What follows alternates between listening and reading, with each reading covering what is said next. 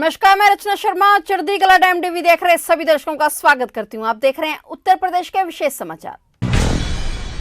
प्रधानमंत्री नरेंद्र मोदी ने आज उत्तर प्रदेश के औद्योगिक, आर्थिक और पर्यटन के विकास के लिए मील का पत्थर साबित होने वाले नोएडा इंटरनेशनल एयरपोर्ट जेवर का शिलान्यास किया है। दिल्ली से सटे ग्रेटर नोएडा के जेवर में 29,650 करोड़ रुपए की लागत से 5,845 हेक्टेयर जमीन पर बनने जा रहा यह एयरपोर्ट एशिया का सबसे बड़ा एयरपोर्ट होगा। यहां प्रधानमंत्री नरेंद्र मोदी ने जनसभा को भी संबोधित किया।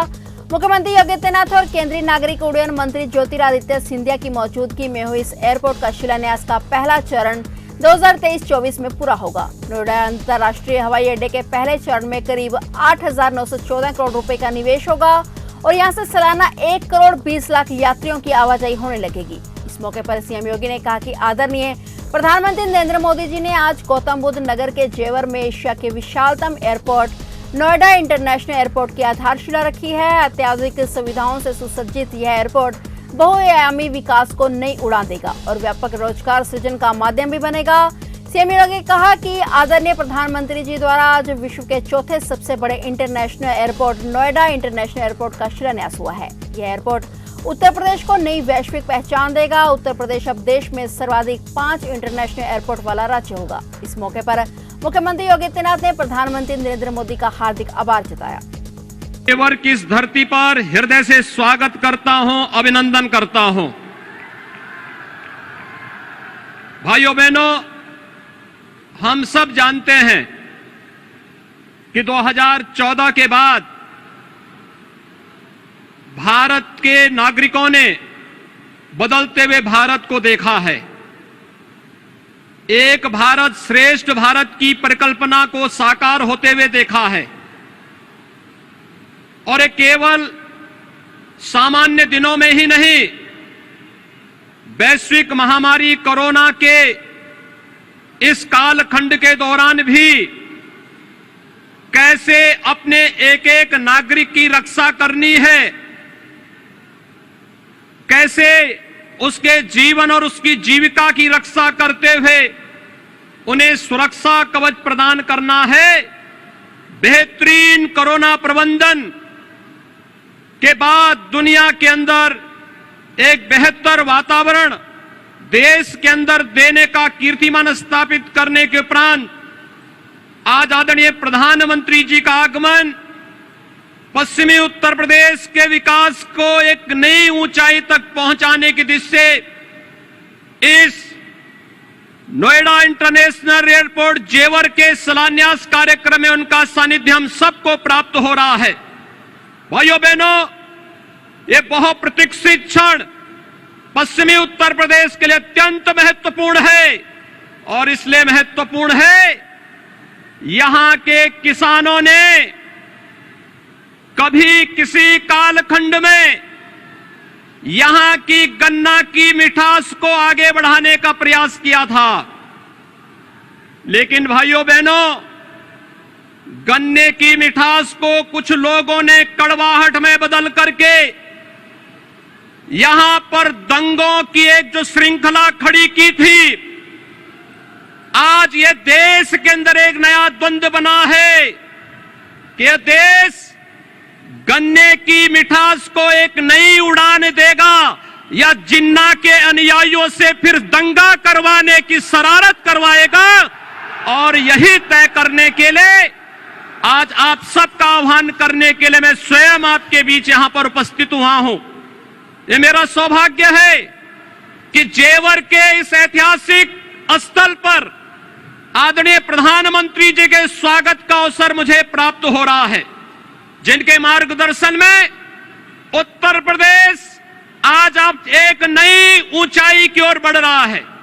चाहे वह देश के अंदर केंद्र सरकार के द्वारा लोक कल्याणकारी योजनाओं को प्रत्येक नागरिक तक बिना भेदभाव के पहुंचाने के अभियान हो, चाहे वह इंफ्रास्ट्रक्चर के माध्यम से उत्तर प्रदेश के विकास को एक नई ऊंचाई तक पहुंचाने का कार्यक्रम हो, या उत्तर प्रदेश की आस्था को एक नया पंख दे करके यहां की आस्था का सम्मान करने का कार्यक्रम हो, या फिर उत्तर प्रदेश राज्य के पूरे परसेप्शन को बदल करके उत्तर प्रदेश में भी विकास होगा, उत्तर प्रदेश भी विकास की राह पर आगे बढ़ेगा।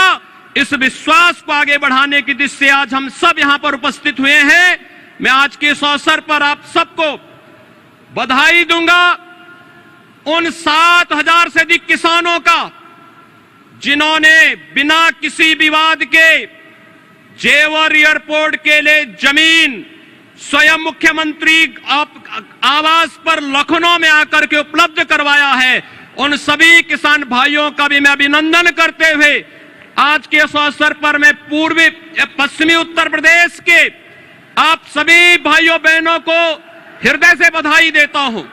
त्रिपुरा राज्य के मुख्यमंत्री विप्लव कुमार देव भी जो भाजपा पार्टी से हैं, आज उनका जन्मदिन है। उन्होंने 9 मार्च 2018 को त्रिपुरा के 10वें मुख्यमंत्री के रूप में शपथ ली थी। विप्लव कुमार का जन्म त्रिपुरा के राजधर नगर गांव में सन 25 नवंबर 1969 में हुआ था, जो कि वर्तमान में गोमती जिले के अंतर्गत आता है। त्रिपुरा के मुख्यमंत्री विप्लव कुमार देव को उनके जन्मदिन के मौके पर समस्त नेताओं ने बधाई दी है। वहीं मुख्यमंत्री योगी आदित्यनाथ ने भी सीएम विप्लव कुमार को शुभकामनाएं दी। सीएम ने कहा कि त्रिपुरा के यशस्वी मुख्यमंत्री श्री विप्लव कुमार देव जी को जन्मदिन की हार्दिक बधाई। मां त्रिपुरा सुंदरी जी की कृपा आप पर बनी रहे। आपके नेतृत्व में त्रिपुरा उत्तरोत्तर प्रगति करते रहे और प्रभु श्री राम से प्रार्थना है कि आपको उत्तम स्वास्थ्य, सुदीर्घ और सुशयपूर्ण जीवन की प्राप्ति हो। पीएम गरीब कल्याण अन्न योजना की म्याद मोदी सरकार ने बढ़ा दी है। अब अगले साल मार्च तक मुफ्त राशन मिलता रहेगा। इस पर कुल 53,344 करोड़ रुपए खर्च आएगा। इस योजना से करीब 80 करोड़ लोगों को फायदा मिलता रहेगा। अब तक 600 लाख मीट्रिक टन स्वीकृत किया जा चुका है और कुल मिलाकर इस पर 2 करोड़ 6 लाख रुपए खर्च होगा। मोदी कैबिनेट के फैसले का यूपी के सीएम योगी आदित्यनाथ ने स्वागत किया है। उन्होंने लिखा है कि आदरणीय प्रधानमंत्री श्री नरेंद्र मोदी जी के यशस्वी और संवेदनशील नेतृत्व में भारत सरकार द्वारा प्रधानमंत्री गरीब कल्याण अन्न योजना को मार्च 2022 तक बढ़ाने का निर्णय अत्यंत सराहनीय है। इस निर्णय से करोड़ों नागरिक लाभान्वित होंगे। हार्दिक आभार प्रधानमंत्री जी। कांग्रेस पार्टी की कैंपेनिंग कमेटी के चेयरमैन व पूर्व राज्यसभा सांसद पीएल पुनिया ने बसपा सुप्रीमो मायावती को लेकर बड़ा बयान दिया है। उन्होंने कहा कि मायावती अब दलित वोटरों को फिर से जोड़ने में लगी हैं, क्योंकि पिछले चुनाव की बात करें तो मात्र उत्तर प्रदेश में 2 विधानसभा सीटें मिली थी और इसे साफ तौर पर देखा जा सकता है कि किस तरह से जो दलित वोटरों से वे बहुजन समाज पार्टी से हट चुके हैं। और अन्य कमेटी की बात करें तो पहले से ही बहुजन से दूर हैं। मायावती ब्राह्मणों और दलितों को जोड़ने के लिए कैंपेन चला रही हैं। इसका उदाहरण आपने ब्राह्मण सम्मेलन में देखा है। लेकिन चुनाव में अक्सर देखा जाता है कि किस तरह से ये दोनों कमेटियां बहुजन समाज पार्टी से कोसों दूर हैं। दलित वोटरों पर सबकी निगाहें लगी हुई हैं। पीएल पुनिया ने यह भी कहा कि असदुद्दीन ओवैसी और भारतीय जनता पार्टी तो एक दूसरे के पूरक हैं, जो कि जग जाहिर है। उनका वोट इनको मिला नहीं, तो इसलिए कैंडिडेट फेल हो गए, वो पास नहीं हो पाए, वो सक्सेसफुल नहीं हो पाए। यही कारण है, उसको कारण नहीं। सर 2022 में जिस तरह से प्रचार शुरू हो गया है और एक वो संदेश देने की कोशिश कर रहे हैं कि हिंदू मुसलमान को डिवाइड करने के, कहीं जिन्ना निकल आते हैं, कहीं CAA निकल आता है, तो कहीं ना कहीं हिंदू मुसलमान करने की कोशिश की जा रही है। इसमें कांग्रेस पार्टी का क्या रुख रहेगा, किस तरह से लड़ेगी वो, किन मुद्दों को लेकर लड़ेगी? देखिए, भारतीय जनता पार्टी और ओवैसी का जहाँ तक सवाल है, वो एक दूसरे के पूरक है। अगर भारतीय जनता पार्टी कोई स्टेटमेंट देती है, उसका लाभ उठाने की कोशिश ओवैसी करते हैं। ओवैसी जो बोलते हैं तो उसका लाभ उठाने की कोशिश भारतीय जनता पार्टी करती है। तो वो तो मिले जुले हैं और एक दूसरे के पूरक हैं, वो अलग नहीं है। तो उनके बयानों को उसी नज़रिए से देखिए। जहाँ तक कांग्रेस पार्टी का सवाल है, कांग्रेस पार्टी कभी भी धर्म के और समुदाय विशेष की राजनीति नहीं करती। वो सबको साथ लेकर चलती है। जो उनके लिए कोई अछूत नहीं है। बहुत से पार्टी के ऐसे लोग हैं, वो समुदाय विशेष का अपना समर्थन रखते हैं और उसके विरोध में भी अगर कोई होता है तो उसकी परवाह नहीं। लेकिन कांग्रेस पार्टी पूरी तरह से स्पष्ट रूप से सभी समुदाय, सभी धर्म को साथ लेके चलती है और यही वजह है कि आज तक हमेशा अपनी इस नीति के ऊपर अड़ी हुई है। सर लास्ट क्वेश्चन है, वरुण गांधी जिस तरह से किसानों की वरुण गांधी जो है जिस तरह से किसानों के साथ में आया, उन्होंने शहीद बताया और वो हमेशा किसानों के साथ में खड़े थे। कहीं न कहीं उनका रुझान बीजेपी से ख़त्म हो रहा है और आपकी पार्टी की तरफ बढ़ने के लिए, इसमें कि अगर वो आते हैं तो आप उनको वेलकम करेंगे? देखिए, वरुण गांधी किसानों के बारे में खुल के बोल रहे हैं और जो भारतीय जनता पार्टी के खिलाफ बोल रहे हैं। भारतीय जनता पार्टी का जो रुख है उसके विपरीत रुख पर वो अपने बयान दे रहे हैं और लोगों का अंदाज है कि भारतीय जनता पार्टी से छोड़ रहे हैं, कांग्रेस में आ रहे हैं।